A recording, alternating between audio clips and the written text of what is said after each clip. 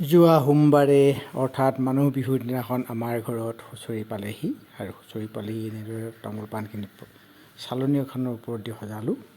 এনেদৰে শৰাই সঁফুৰা সজালোঁ টকা কেইটামান দি আৰু আহি আছে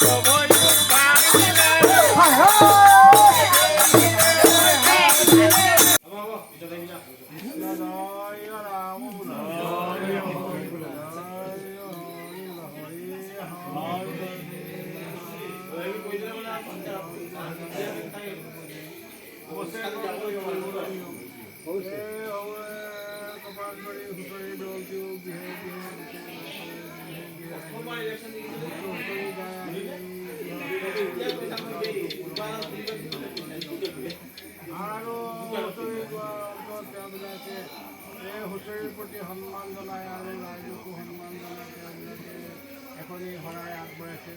শৰাই কিনকি